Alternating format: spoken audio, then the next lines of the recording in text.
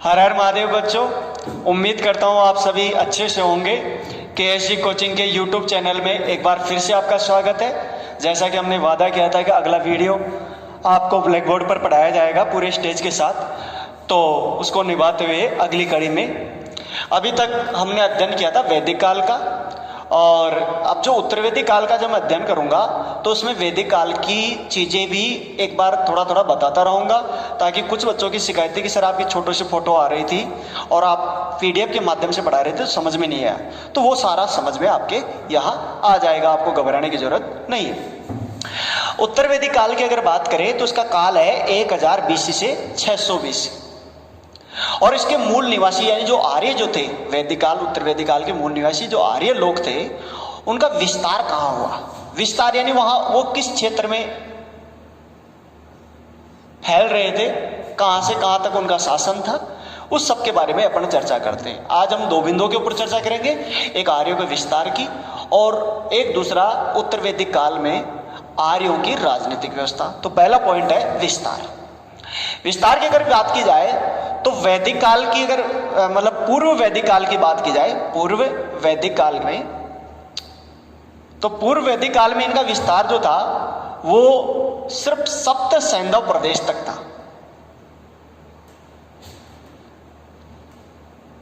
कहां तक था?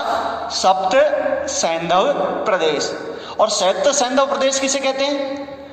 जो अपना वर्तमान में पंजाब और जम्मू कश्मीर वाला क्षेत्र है वहां तक, जिसमें 7 नदियां बहती हैं, चीरावस, वो वाला क्षेत्र सब सैंधव प्रदेश था। तो पूर्व वैदिक काल में इनका विस्तार यहीं तक था। लेकिन अब उत्तर वैदिक काल की अगर बात की जाए तो उत्तर वैदिक काल में इनका विस्तार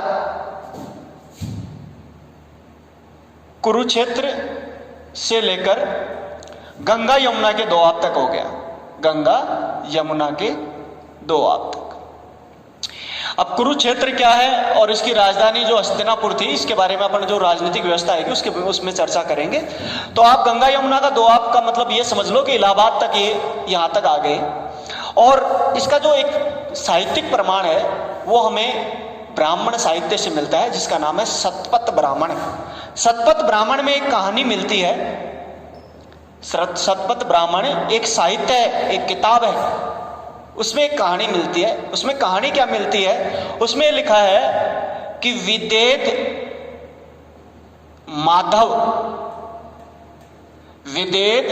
माधव ने अग्नि धारण करके सब कुछ जलाते हुए अपने पुरोहित का मतलब उसका स्वयं का जो राजगुरु था, जिसका नाम था गौतम राहुगण, अपने पुरोहित गौतम राहुगण के साथ सब कुछ जलाते हुए पूरब की तरफ विस्तार किया, किंतु वह सदानीरा नदी को नहीं जला पाया। कौन सी नदी को नहीं जला पाया? सदानीरा नदी। सदानीरा नदी का मतलब क्या है? सदानीरा नदी उस समय में वर्तमान जो बिहार है, बिहार में जो गंडक नदी है उसको सदानीरा नदी कहते थे। तो उसको नहीं जला पाया, इसका मतलब यह था कि उसने अपना विस्तार, विदेद जो माधव था, जो राजा विदेद माधव था, उसने अपना विस्तार पूर्व में वर्तमान बिहार की गंडक नदी तक कर लिया और उसको जला नहीं पाया, नहीं उससे आगे वो विस्तार नहीं कर पाया। ठीक है, तो यानी उत्तर वैदिक काल में यानी 600 BC तक जो आर्य लोग थे वो बिहार के आसपास तक पहुंच गए थे, लेकिन गंडक नदी को क्रॉस नहीं कर पाए थे। तो ये सभी आप स्क्रीनशॉट ले लो, बाकी आपको पीडीएफ भी सेंड कर दी जाएगी और आपको इसमें घबराने वाली कोई दिक्कत वाली बात नहीं है। नेक्स्ट अगर जो चीज आती है कि इनका जब विस्तार सदानीरा नदी तक हो गया तो फिर, और अब अगर बात की जाए जो आर्यों की, तो आर्य उत्तर वैदिक काल में कौशल, मगध और अंग, इन तीनों राज्यों से परिचित थे। कौशल भगवान राम की जो नगरी थी कौशल, जिसकी राजधानी थी अयोध्या, उससे, और मगध जो वर्तमान बिहार में पड़ता है, बिहार में, और अंग जो राज्य है बिहार से ठीक ऊपर और जो अपना वर्तमान में पश्चिम बंगाल वाला ऊपरी वाला हिस्सा है वहां पे पड़ता है। आप इसको नक्शे से भी देख सकते हो। यूं ये भारत का नक्शा अगर आप देखते हो तो यहाँ पे यूपी में ये कौशल है, यहाँ पे बिहार में ये मगध है, मगध साम्राज्य, और ये जो वाला क्षेत्र है इसके मगध के ठीक ऊपर की तरफ ये वाला क्षेत्र है अंग। अंग जो आपने महाभारत में सुना होगा कि दुर्योधन ने अपने परम मित्र कर्ण को अंग राज्य सौंप दिया था, तो ये इनसे परिचित थे। लेकिन मगध और अंग की बात की जाए, ये दोनों जो राज्य थे वो दोनों आर्यों के सीमा क्षेत्र से बाहर थे। आर्य यहाँ पे कभी गए नहीं थे लेकिन उनसे परिचित थे, पहली चीज। और दूसरी चीज एक और याद रखना, अथर्ववेद की अगर बात की जाए तो अथर्ववेद में जो मगध के लोग हैं उनको व्रात्य कहा जाता था। मगध के लोगों को क्या कहा जाता था? व्रात्य, व्रात्य कहा जाता था। और अगर इनके आर्यों के मध्य देश की बात की जाए, मध्य देश यानी मूल विस्तार जो कहां से कहां था, तो इनका मूल विस्तार सरस्वती नदी से लेके और गंगा यमुना के दोआब तक था। सरस्वती नदी यानी सरस्वती नदी जो वर्तमान में घग्गर नदी है उसका प्राचीन नाम है सरस्वती नदी। सरस्वती नदी से लेके गंगा यमुना का जो दोआब है, इलाहाबाद प्रयाग संगम, वहां तक इनका ये इसका मध्य देश था। ठीक है, तो आप इसको नक्शे को उतार सकते हैं। अब अगर बात की जाए कि इनके विस्तार में, तो विस्तार में एक चीज और निकल के आती है। वो क्या आती है कि देखो, शुरू में अगर पूर्व वैदिक काल की बात की जाए तो पूर्व वैदिक काल में छोटे छोटे जन होते थे। क्या होते थे? छोटे छोटे जन होते थे। और जन यानी कबीले का जो सरदार होता था, एक मुखिया होता था, वो उसके ऊपर शासन करता था। लेकिन जब ये आर्य लोग इधर की तरफ विस्तार करते हैं तो धीरे धीरे वो जनों को जीत जीत के और बड़ा बड़ा विस्तार करने लग जाते हैं। तो जनों से मिलके जनपद बनने लग गए। क्या बन गए? जनपद। दो चार जन मिलके जनपदों का निर्माण हो गया। जैसे इसमें एक दो एग्जाम्पल है बहुत बढ़िया जो पूछ भी लेते हैं। पुरु प्लस भरत, पुरु और भरत दोनों मिलके एक जनपद का निर्माण करते हैं जिसे कहते हैं कुरु जनपद।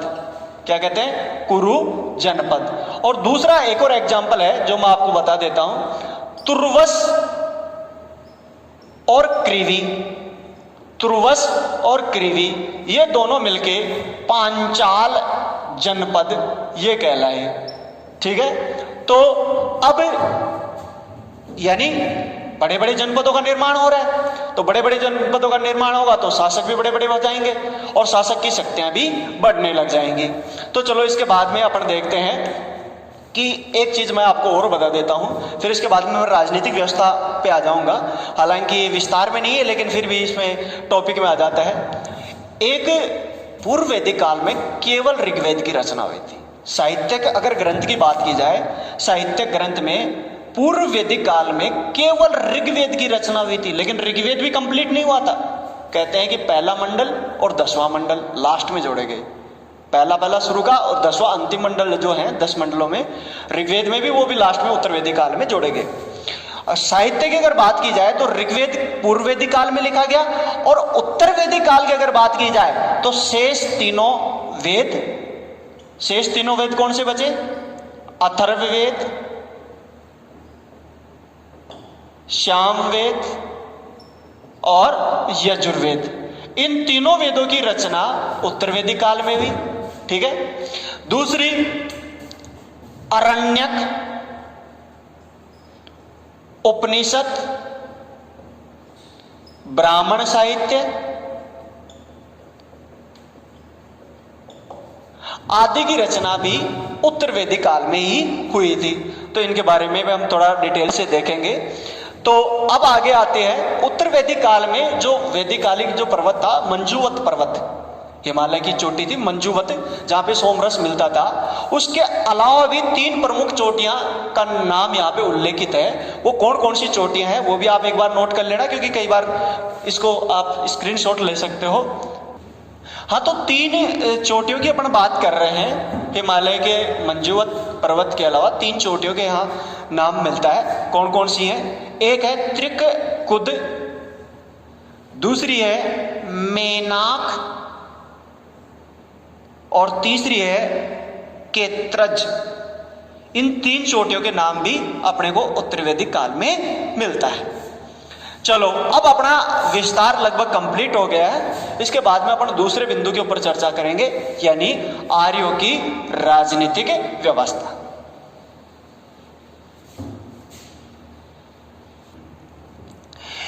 राजनीतिक व्यवस्था की अगर बात की जाए तो वैदिक काल में जो राजा होता था, शासक जो होता था, वह कबीले का स्वामी होता था। किसका स्वामी होता था? कबीले का शासक होता था। यानी प्रत्येक कबीले में एक व्यक्ति को चुना जाता था और वो जो कबीले का सरदार होता था वो शासन किया करता था। लेकिन उत्तर वैदिक काल की अगर बात की जाए तो उत्तर वैदिक काल में हुआ क्या कि धीरे धीरे जब आर्य गंगा यमुना के दोआब की तरफ विस्तार हुए तो उनको बहुत बड़ा कृषि क्षेत्र मिल गया। बहुत बड़ा कृषि क्षेत्र मिला। पहली चीज कृषि उपजाऊ क्षेत्र मिला। दूसरा, आर्यों को लोहे की खोज हो गई तो लोहा मिल गया। पहले जो भी उपकरण बनते थे वो किससे बन रहे थे? वो सभी उपकरण बन रहे थे लकड़ी से। अब किस बड़े बड़े औजार बनने लगे। अब लोहे से 2-3 चीजें महत्वपूर्ण रूप से रोल निभाया। 2 चीजें आप देखेंगे। एक तो यहां पे लोहे से कृषि के बड़े बड़े उपकरण बने। कृषि के उपकरण बनेंगे तो जायज सी बात है कृषि में विस्तार होगा। दूसरा, लोहे से क्या बना? लोहे की तलवारें बनी और तलवार बनेगी तो जायज सी बात है युद्ध का निर्माण होगा। तो बड़े बड़े युद्ध लड़ने लगे और इस प्रकार लोहे का खोज भी उत्तर वैदिक काल में हो गया।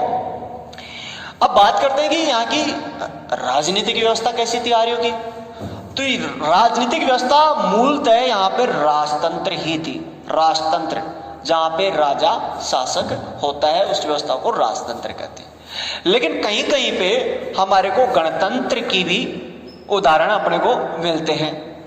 राजतंत्र तो आप जानते हैं कि राजा है, उसके बाद में उसका बेटा शासक, उसके बाद में उसका बेटा शासक, इस प्रकार ये व्यवस्था चलते रहते हैं। लेकिन अगर गणतंत्र की बात की जाए तो गणतंत्र माने जहां जो राज्य होता है उसका मुखिया जो होता है वो लोगों द्वारा चुना जाता है। वो डायरेक्ट नहीं चुना जाता, इनडायरेक्ट रूप से चुना जाता है। जैसे भारत का राष्ट्रपति, तो अपना भारत क्या है? गणराज्य है, ठीक है। तो यहां पे भी इनडायरेक्ट रूप से चुना जाता था। कैसे? जो सामान्य जनता होती थी उसमें से निकल के आती थी समिति। सामान्य प्रजाजनों के प्रतिनिधि होते थे कौन? समिति के लोग। और समिति शासक को चुनती थी। तो अपन ने किसी को चुना, जैसे हमने सांसदों को चुना, विधायकों को चुना, और विधायक किसको चुन रहे? राष्ट्रपति को। तो इस प्रकार गणराज्य के उदाहरण भी अपने को देखने को मिलता है। लेकिन एक अंतर यहां पे देखने को और आ जाता है। क्या आता है कि पूर्व वैदिक काल में जो राजा होता था उसके ऊपर पूर्ण नियंत्रण किसका होता था? समिति का।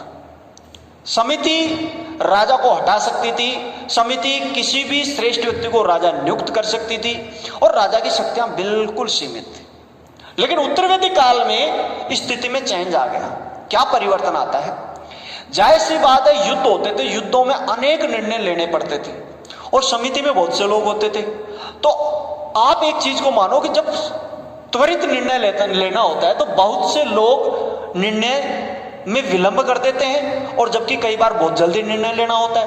तो उस समय जो शासक होता था वो अपना एकांत निर्णय लेके कोई चीज घोषणा करके, कई बार उसके पीछे लोग लग जाते थे, वो अपने आप को सिद्ध भी कर देता था।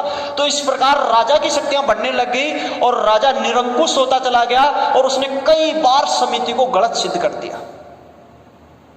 और जब समिति को उसने गलत सिद्ध कर रहा था बार बार, तो समिति की शक्तियां धीरे धीरे कमजोर हो गई और राजा की शक्तियां धीरे धीरे बढ़ने लग गई। अब यहां पे राजा के प्रति स्वामी भाव, भक्ति भाव उत्पन्न हो गया। उत्तर वैदिक काल में राजा के प्रति स्वामी भाव उत्पन्न हो गया। अब इसमें स्वामी भाव उत्पन्न होते ही एक चीज और निकल के आती है। एक अपना साहित्य है जिसका नाम है ऐत्रेय ब्राह्मण। ऐत्रेय ब्राह्मण साहित्य को लेकर पुस्तक है। ये उस जमाने के मुनियों द्वारा लिखी गई एक पुस्तक है, साहित्य ग्रंथ है ऐत्रेय ब्राह्मण। ऐत्रेय ब्राह्मण में पहली बार राजा के देवीय उत्पत्ति संबंधी मत का, देवी उत्पत्ति मत का प्रतिपादन किया गया। इसका मतलब क्या हुआ कि ऐत्रेय ब्राह्मण में यह लिखा गया कि राजा कोई सामान्य व्यक्ति नहीं होता, राजा जो होता है वो ईश्वर का प्रतिनिधि होता है, और प्रत्येक व्यक्ति का यह दायित्व है, चाहे वो सभा का हो, चाहे समिति का हो, चाहे कोई भी हो, राजा के आदेश की अवहेलना नहीं करनी चाहिए। अगर वह राजा के आदेश की अवहेलना कर रहा है तो इसका मतलब वो ईश्वर के प्रतिनिधि की अवहेलना कर रहा है। तो यहां से स्वामी भक्त और भी बढ़ जाता है। और अथर्ववेद की अगर बात की जाए, और जो समिति होती थी, समिति के अध्यक्ष को ईशान कहा जाता था। समिति के अध्यक्ष को क्या कहा जाता था? ईशान कहा जाता था, ईशान। और अथर्ववेद की अगर बात की जाए, अथर्ववेद में एक जगह यह लिखा है कि सभा और समिति राजा की, प्रजापति की दो पुत्रियां का है। सभा और समिति को प्रजापति की दो पुत्रियां का है, प्रजापति की।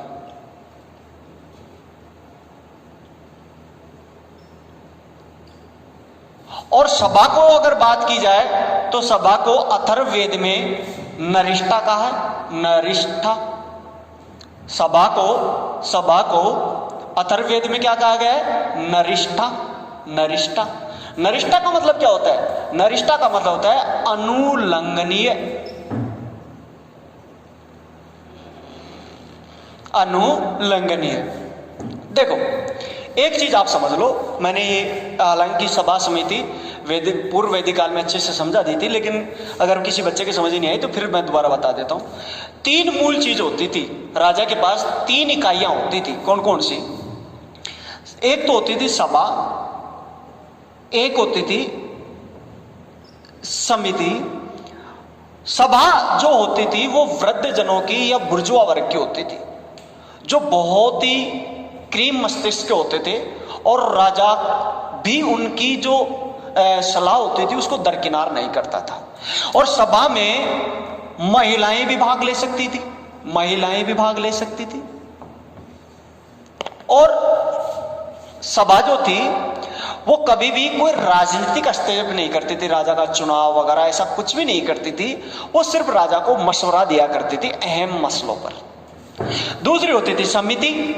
समिति का मुख्य कार्य होता था, ये होती थी जनता के प्रतिनिधि। समिति को क्या कहते थे? जनता के प्रतिनिधि। और ये जो इसका मुख्य कार्य था, ये राजा को चुनती थी और राजा को पदच्युत करती थी।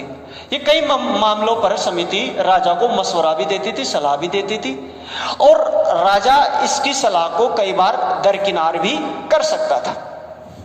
तो ये दोनों की अगर बात की जाए, सभा और समिति, तो इन दोनों को अथर्ववेद में प्रजापति की दो पुत्रियां कहा है। आप इसको नोट कर सकते हो। सभा और समिति के अलावा जो तीसरा हमारे को तीसरी महत्वपूर्ण जो संस्था मिलती है वो मिलती है विदथ, विदथ। और इसके बारे में हम बाद में डिटेल से चर्चा करेंगे। और इसका जो मुख्य कार्य था वो लूट के सामान का बंटवारा करना था। बस इसका एक ही कार्य था, जो भी लूट होती थी उसका बंटवारा करती थी। अब चूंकि राजा की देवी उत्पत्ति का सिद्धांत यहां लागू हो गया, तो राजा अपने आप को सामान्य जनता से, सभा और समिति से पृथक और श्रेष्ठ सिद्ध करने के लिए विभिन्न उपाधियों का प्रयोग करने लगे। जैसे जैसे सम्राट की उपाधि हुई है ना, स्वराज की उपाधि हुई, तो वो काफी उपाधियां धारण करने लगे। अगर अपने ऐत्रेय ब्राह्मण की बात करें, ऐत्रेय ब्राह्मण ये वही साहित्यिक पुस्तक है, तो उसमें हमारे को विभिन्न दिशाओं में जो शासन प्रणाली थी उसकी, विभिन्न दिशाओं में शासन प्रणाली की हमारे को पता लगता है, उसकी विशेषताओं का पता लगता है। जबकि गोपत ब्राह्मण की बात करें, यह भी ब्राह्मण साहित्य है। गोपत ब्राह्मण की अगर बात करें तो उसमें विभिन्न राजाओं द्वारा यज्ञ का विवरण मिलता है। यज्ञ, तो याद रखना एक क्वेश्चन आ सकता है, यज्ञ का विवरण हमारे गोपत ब्राह्मण में मिलता है और ऐत्रेय ब्राह्मण में दिशाओं में राजाओं की शासन प्रणाली का वर्णन मिलता है। तो वो कौन कौन सी शासन प्रणाली थी इसके बारे में मैं आपको बता देता हूं। इसको चित्र से ही बता देता हूं सीधा ही, तो आप इसे चित्र को ऐसे कैसे उतार लेना, ये सीधा आप समझ में आ जाएगा। मैं थोड़ा समझा देता हूं। ये चित्र आप इस तरीके से बनाइए, ठीक है। तो ये 4 दिशाएं हैं, पूर्व, पश्चिम, उत्तर और दक्षिण। ये है मध्य देश, ठीक है।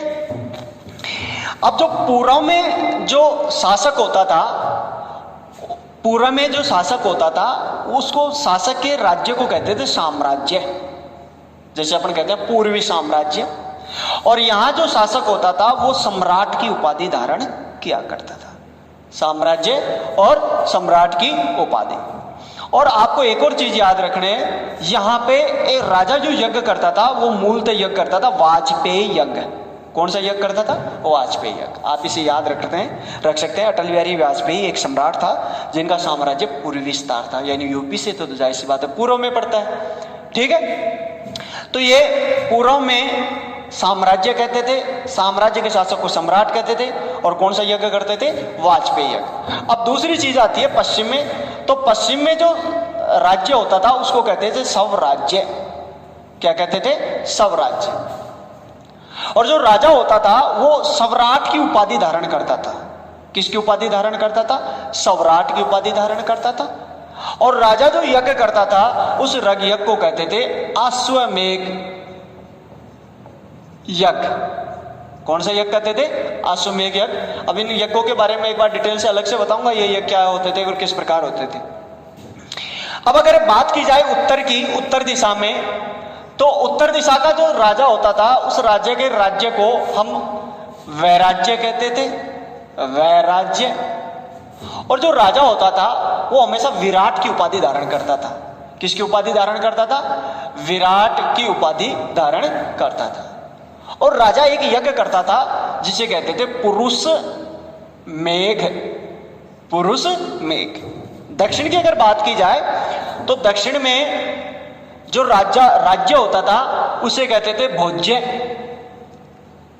और जो राजा होता था राजा को कहते थे भोज। राजा किसकी उपाधि धारण करते थे? भोज की। अपन ने दक्षिण में काफी कहानियां सुने, राजा भोज, कहां राजा भोज, कहां गांगू तेली। और वो राजा जो यज्ञ करते थे उसे कहते थे सर्वमेघ यज्ञ, सर्वमेघ यज्ञ।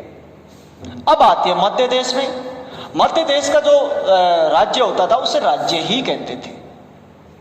और यहां पे जो शासक होता था वो राजा की उपाधि धारण करता था, राजा की उपाधि धारण करता था। और वो जो यज्ञ करता था उस यज्ञ को कहते थे राजसूय यज्ञ। कौन सा यज्ञ कहते थे? राजसूय यज्ञ। आप इसको डिटेल से ऐसे कैसे उतार सकते हैं और इसको ऐसे कैसे समझ सकते हैं। अब इनका आप स्क्रीनशॉट ले लो सभी। अब अगर बात की जाए एक और चीज वैराज्य की, तो वैराज्य क्या होते थे? वैराज्य वे देश होते थे, वे प्रदेश होते थे जहां कोई राजा नहीं होता था। अब जो आप कहोगे सर राजा ही नहीं होता था, तो राजा नहीं होता था फिर शासन कौन करता था? तो शासन वहां की प्रजा करती थी। शासन कौन करता था? शासन प्रजा द्वारा किया जाता था। अब एक ब्राह्मण साहित्य जिसका नाम है शतपथ ब्राह्मण, शतपथ ब्राह्मण। और शतपथ ब्राह्मण की बात की जाए तो उसमें एक चीज लिखी हुई है, उसमें साफ तरीके से लिखा है कि राजा को प्रजा का अनुमोदन होना आवश्यक है।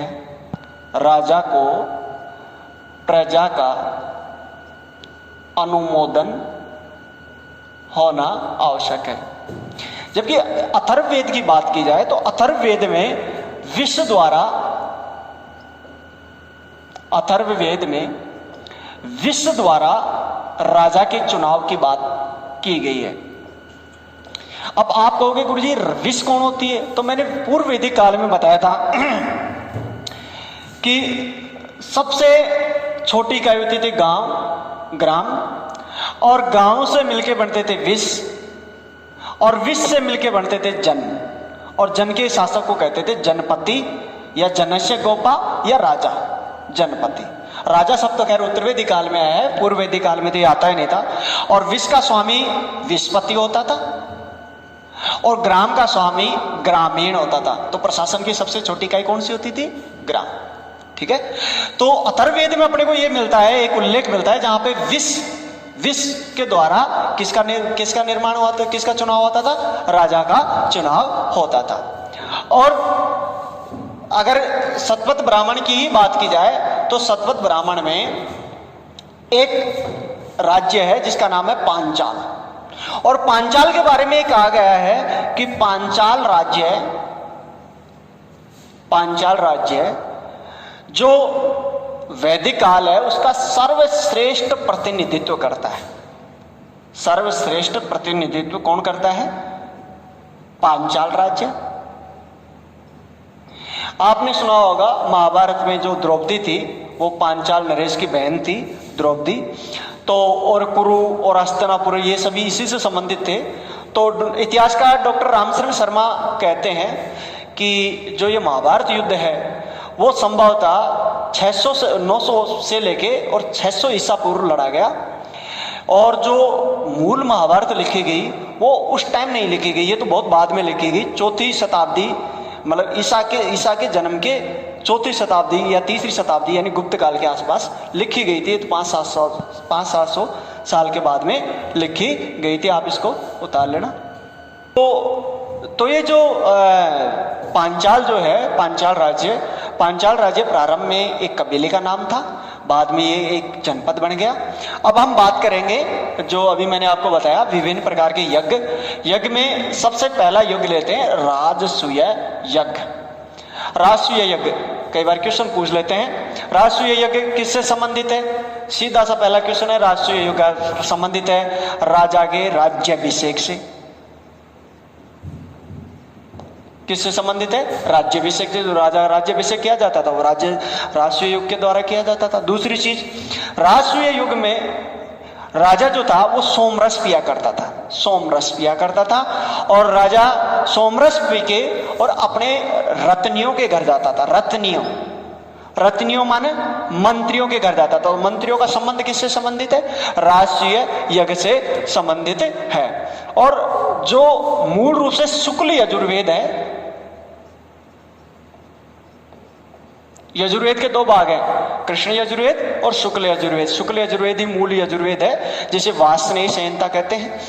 तो शुक्ल यजुर्वेद जो है वो मूल रूप से राजसूय यज्ञ के दौरान किए जाने वाले विभिन्न प्रकार के अनुष्ठानों से संबंधित है। तो आपको ये चारों चीज याद रखनी है। राजसूय युग राज्याभिषेक से संबंधित है, इसमें राजा सोमरस पीता था, वह अपने रत्नियों के घर जाता था।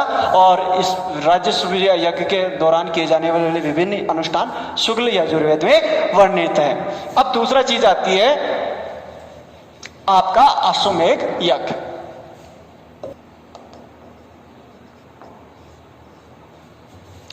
अश्वमेध यज्ञ की अगर बात की जाए तो इसकी समयावधि होती थी 3 दिन। कितने दिन होती थी? 3 दिन होती थी। और इसमें क्या करता था कि राजा अपना एक घोड़ा छोड़ देता था, घोड़ा उन्मुक्त रूप से छोड़ देता था और घोड़े के पीछे सेना होती थी। घोड़ा जिस क्षेत्र से गुजर जाता था वो सभी क्षेत्र राजा के अधीन में आ जाते थे। अगर किसी ने घोड़ा रोक लिया तो समझो उसने उस राजा की प्रभुसत्ता को चुनौती दी है, तो घोड़े के पीछे चल रही सेना से उसे युद्ध करना पड़ता था। तो इस प्रकार राजसूय युग अश्वमेध यज्ञ चलता संपन्न होता था और ये भगवान श्री राम के द्वारा संपन्न किया गया था और जो उनके पुत्र लव के द्वारा रोका गया। और अंतिम जो अश्वमेध यज्ञ आपने सुना होगा सवाई राजा जयसिंह जयपुर के जो संस्थापक है उनके द्वारा किया गया था। ये राजा की शक्ति का एक प्रतीक था। इसमें राजा अपनी जो सत्ता था, अपनी सत्ता को अन्य राजाओं में चुनौती के रूप में पेश किया करता था। और ये सबसे महत्वपूर्ण यज्ञ यही माना जाता है अश्वमेध यज्ञ। ये भी तुम्हें याद रखना है। नेक्स्ट आता है वाजपेयी यज्ञ। वाजपेयी यज्ञ की अगर बात की जाए तो वाजपेयी यज्ञ ये खेल कूदों से संबंधित होता था। इसमें राजा क्या करता था, खेल कूदों का आयोजन करता था और बड़े बड़े खेल खेले जाते थे। इसमें जो मुख्य खेल होता था, मुख्य आकर्षक जो गेम था वो था रथ दौड़। और रथ दौड़ में क्या होता था कि राजा और उसके सारे मंत्री, सारे सहयोगी, उसके सेनापति वगैरह सब रथ दौड़ में भाग लेते थे और इसमें चाह कर राजा को विजेता बनाया जाता था। यानी अन्य जो रत्नी और जो मतलब सेनापति थे, उन सरदार थे, उनके घोड़ों को गति धीमी कर दी जाती थी और वैसे ही राजा को विजेता बनाया जाता था। तो इस प्रकार राजा की प्रभुसत्ता को सबके ऊपर स्थापित कर दी जाती थी। ये जो यज्ञ था वाजपेय यज्ञ। अब वाजपेय यज्ञ केवल मनोरंजन और खेलकूद से संबंधित था। इसके अलावा तीसरा यज्ञ आता है, चौथा यज्ञ आता है अग्निष्टोम यज्ञ।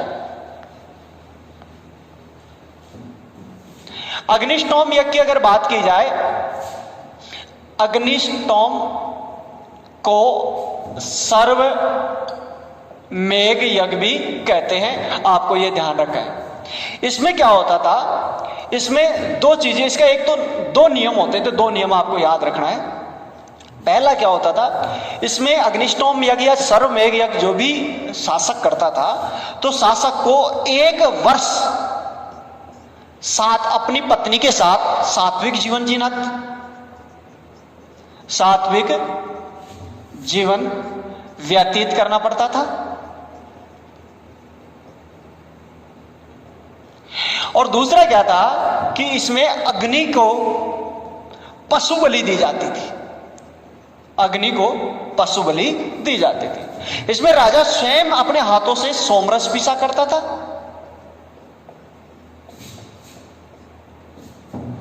और यह जो यज्ञ था वो केवल 1 दिन में संपन्न हो जाता था। कितने दिन में संपन्न हो जाता था?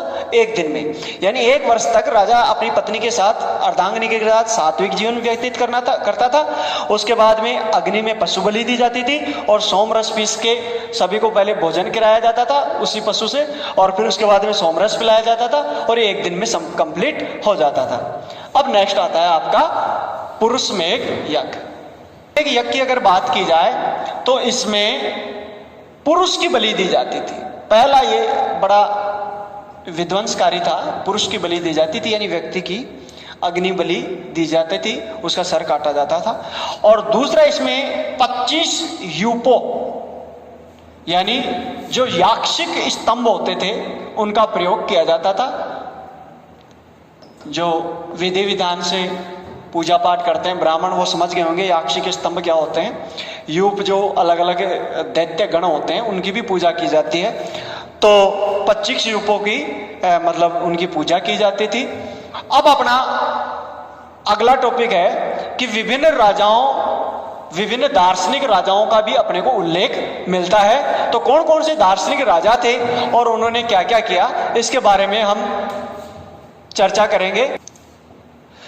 देखो, अगर दार्शनिक शासकों की बात की जाए तो अपने को 2 ब्राह्मण ग्रंथ हैं। एक तो शतपथ ब्राह्मण है, शतपथ ब्राह्मण, और एक है छांदोग्य उपनिषद, छांदोग्य उपनिषद। इसमें हमारे को दार्शनिक शासकों का भी उल्लेख मिलता है। दार्शनिक शासकों का क्यों मिलता है? देखो, इसी काल में क्या हुआ था कि ब्राह्मण और जो क्षत्रिय वर्ग था इनके मध्य संघर्ष उत्पन्न हो गया था। ब्राह्मण अपने को सर्वश्रेष्ठ घोषित कर रहा था और क्षत्रिय अपने को। तो इस दौरान कई ऐसे विद्वान क्षत्रिय वंश में उत्पन्न हुए जिन्होंने ब्राह्मणों को दीक्षित किया। और प्रसिद्ध जो दार्शनिक राजा थे वो 4 थे, उनके नाम आपको याद होने चाहिए। पहला था विदेह के जो शासक थे और सीता के पति जिनका नाम था राजा जनक। मिथिला इनकी राजधानी थी। विदेह की राजधानी कौन सी थी? मिथिला नरेश के राजा जनक उस जमाने के सबसे बड़े दार्शनिक शासक थे। याज्ञवल्क्य, गार्गी संवाद उनके खुद के मतलब जो राज दरबार था वहां हुआ था, संपन्न हुआ था। तो राजा जनक बड़े दार्शनिक थे। दूसरे थे कि कई प्रदेश के शासक थे अश्वपति। तीसरा दार्शनिक राजा था काशी का, जिसका नाम आपने काफी सुना होगा, अजातशत्रु। और चौथा जो था पांचाल नरेश था, जिसका नाम था प्रवाहन जाबाली, प्रवाहन जाबाली। तो ये 4 प्रसिद्ध दार्शनिक राजा थे। और यहां जो राज्य शब्द आ रहा है, राज्य, वो राष्ट्र का सूचक है, राष्ट्र का। राज्य शब्द किसका सूचक है? राष्ट्र। जैसे अपना भारत राज्य बोल रहे हैं तो भारत राष्ट्र का। तो इसका जो राष्ट्र शब्द जो पहली बार बहुप्रचलन में आया था वो भी उत्तर वैदिक काल में ही आया था। और इसका सबसे प्रसिद्ध उदाहरण विभिन्न राजाओं के आगे विभिन्न राष्ट्र, जैसे कुरु राष्ट्र, विदेह राष्ट्र, विदेह राज्य, केके राज्य, इस प्रकार प्रचलन में आ गया था। ठीक है। अब सतवत ब्राह्मण की अगर बात की जाए तो सतवत ब्राह्मण में राज्याभिषेक के नियम मिलते हैं। राज्याभिषेक की जो परंपरा थी, राज्याभिषेक की जो परंपरा थी वो उत्तर वैदिक काल में प्रारंभ हुई। यानी उससे पहले राज्याभिषेक नहीं होते थे। जो कबीले का सरदार, कबीले की जो समिति होती थी वो किसी एक आदमी को नॉमिनेट कर देती। लेकिन अब उत्तर वैदिक काल में राजा बड़े बड़े राज्याभिषेक करने लगे, राज्याभिषेक यज्ञों का निर्माण करने लगे। क्यों? क्योंकि वो अपनी सर्वसत्ता को सभी लोगों के दिमाग में बैठाए रखना चाहते थे। और सतपथ ब्राह्मण में बात की जाए तो सतपथ ब्राह्मण में पहली बार राज्याभिषेक की चर्चा की गई है। तो सतपथ ब्राह्मण में पहली बार राज्याभिषेक की चर्चा की गई है। और अथर्ववेद में अगर बात की जाए तो अथर्ववेद में एक बहुत ही महत्वपूर्ण सूक्ति लिखी है। उसमें लिखा है कि जो युद्ध होते हैं तो युद्धों का जो निर्माण होता है वो मनुष्य के मस्तिष्क से, मनुष्य का जो मस्तिष्क होता है वहीं से युद्धों का निर्माण होता है।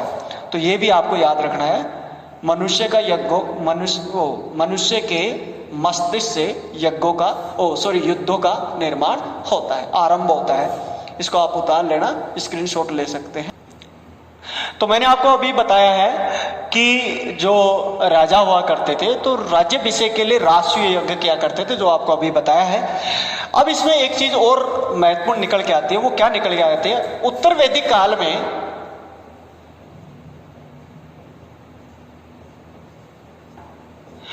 वैदिक काल में पहली बार नियमित कर प्रणाली प्रारंभ हुई। नियमित कर प्रणाली, कर को क्या कहते थे? बलि। कर को क्या कहा जाता था? बलि। तो पहली बार नियमित। देखो एक चीज याद रखना, वैदिक काल जो था वहां पर जो मुख्य व्यवसाय था आर्यों का वो था पशुपालन। अब उत्तर वैदिक काल का जो मुख्य व्यवसाय हो गया वो हो गया कृषि। तो यहां पशुपालन था तो अधिशेष कुछ भी नहीं बचता था। कृषि रहेगी तो अधिशेष बचेगा। अब अधिशेष बचेगा तो अधिशेष को बेचने के लिए बाजारों में जाएंगे, तो बाजारों से बड़े बड़े बाजारों का निर्माण होगा। बाजारों से बड़े बड़े बाजारों का निर्माण होगा, वो वैश्य वर्ग की उन्नति होगी। और वैश्य वर्ग ज्यादा से ज्यादा कर किसको दे देगा? राजा को कर देगा। और जब राजा को टैक्स देगा तो राजा के पास किसकी वृद्धि होगी? संपत्ति की वृद्धि होगी। और जब राजा के पास संपत्ति की वृद्धि होगी तो राजा की शक्तियां भी बढ़ जाएगी। क्योंकि भौतिक संसाधनों में अगर बात की जाए, संपत्ति जिसके पास होती है उसका स्वामित्व सदैव बना रहता है। तो नियमित कर प्रणाली प्रारंभ हुई और इसमें राजा को बलिहर अर्थात बलि लेने वाला और विषामता कहा जाने लगा। बलिहर यानी बलि लेने वाला। और तीसरी अगर बात की जाए तो यहां पे विदत का उल्लेख नहीं मिलता है। विदत का यानी 3 महत्वपूर्ण संस्थाएं थी। कौन कौन सी? सभा, समिति और विदत। सभा वृद्धजनों की होती थी जो राजा को मशवरा देती थी। समिति जो प्रतिनिधि होते थे जो राजा का चुनाव करते थे, राजा को पदच्युत करते थे। और विदत प्राचीन कबीले की एक संस्था होती थी जो लूट का जो भी सामान होता था उसका डिवाइडेशन करती थी। तो अब यहां क्या किया? राजा ने विदत को समाप्त कर दिया। क्यों? क्योंकि जो भी लूट का सामान आ रहा था राजा स्वयं के पास अपने खजाने में जब्त करने लगा। क्यों? क्योंकि वो लोगों को ये कहने लगा कि इतना बड़ा युद्ध जो है वो युद्ध बातों से नहीं किया जा सकता, इसके लिए संपत्ति चाहिए, इसके लिए खजाना चाहिए। और जनता उसे स्वामी के भाव से देखने लगी, एक ईश्वर के भाव से देखने लगी। तो लोगों ने इसका विद्रोह भी नहीं किया। तो विदत को समाप्त कर दिया जो कि महत्वपूर्ण संस्था होती थी और जो राजा को बंटवारे का सामान तय करते थे। अब अगर ये बात की जाए कि टैक्स कितना लिया जाता था। तो ये बड़ी महत्वपूर्ण बात है। आज के जमाने में भी टैक्स जैसे 5 लाख कर स्लैब कर रखा है वगैरह वगैरह, तो उस जमाने में ये बड़ी रोचक चीज है कि उस जमाने में राजा लोग टैक्स कितना लिया करते थे। तो उस जमाने में राजा कुल आय का 1/16 भाग, कुल आय का 1/16 भाग का मतलब कितना प्रतिशत हो गया, आप निकालो। 100 में 16 का भाग देंगे तो कितना प्रतिशत हो गया, 6.66%। यह टैक्स लिया जाता था। अगर 100 रुपए आप कमा रहे हो तो 6 रुपए आप राजा को दोगे। तो कुल आय का 1/16 भाग कर के लिए निश्चित कर दिया गया। और यजुर्वेद की अगर बात की जाए, यजुर्वेद में उच्च पदाधिकारियों को रत्नी कहा है। उच्च जो पदाधिकारी होते थे, राजा के जो महत्वपूर्ण सहयोगी होते थे, उनको क्या कहा गया है, रत्नी कहा गया है। रत्नी कहा गया है, ये भी तुम्हारे को याद रखना है। अच्छा, एक और चीज थी यहाँ पे, अभी तक भी यानी उत्तरवैदिक काल तक भी राजा के पास कोई स्थायी सेना नहीं थी। यानी राजा के पास स्थायी सेना नहीं थी।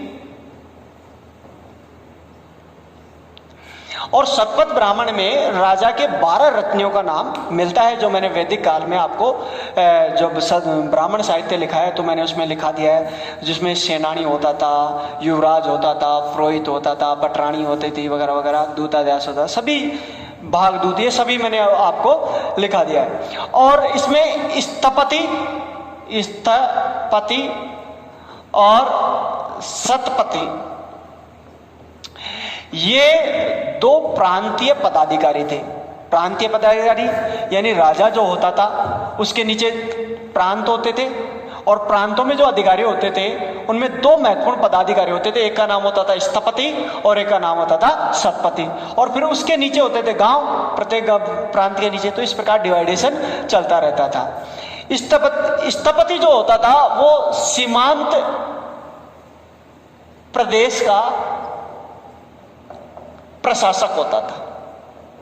किसका शासक प्रशासक होता था, सीमांत, यानी जो राजा के सबसे नजदीक लगता है जो राज्य था बाउंड्री पे, वो उस क्षेत्र का जो प्रशासक उसे कहते थे स्थपति। और शतपति जो होता था वो 100 गांवों का मुखिया होता था। 100 गांवों के समूह का अधिकारी होता था। और मैंने आपको बताया कि गांव का जो अधिकारी होता था उसे ग्राम का जो अधिकारी जो मुखिया होता था उसे हम ग्रामीण कहते थे। और जबकि विष यानी जो गांवों से मिलके जो विष बनते थे, और विष का जो अधिकारी होता था उसे विषपति कहते थे, और विष से मिलके जन का निर्माण होता था। इस प्रकार हमारा आज का राजनीतिक व्यवस्था कंप्लीट हो गया। नेक्स्ट वीडियो में हम पढ़ेंगे, इसे लाइक शेयर और सब्सक्राइब करें। इसके बाद में आधा पार्ट हमारा हो गया है और आधा पार्ट नेक्स्ट वीडियो में कंप्लीट करा दिया जाएगा, और उत्तरी वैदिक काल 2 भागों में डिवाइडेशन करके बताया जाएगा। और ये सभी जो चीजें बनाई जा रही है, अपने नए स्थान पर केसर विला में नई जगह कोचिंग स्थापित कर ली है, वहीं पे ट्रांसफर कर दिया, वहीं पे ये वीडियो बनाया गया है। और इसमें अगर कोई क्वालिटी की कमी हो तो आप कमेंट बॉक्स में जाके लिख सकते हैं। इसमें वॉल्यूम भी तेज रखा गया है और उम्मीद करता हूं वीडियो की क्वालिटी भी सबसे बेहतर है। इसके अलावा टेलीग्राम आप डाउनलोड कर लेना। टेलीग्राम पे आपको पूरी पीडीएफ वैसे के वैसे मिल जाएगी, और अगर आप उतारते हो तो आप यहां से भी उतार सकते हो, वरना वहां से भी उतार सकते हो। लेकिन अभी जिन बच्चों की ये परेशानी थी, जिनके समझ में नहीं आ रहा था बिना चेहरे देखे, वो अब आप आराम से मेरा चेहरा देख के उतार सकते हो। थैंक यू, धन्यवाद।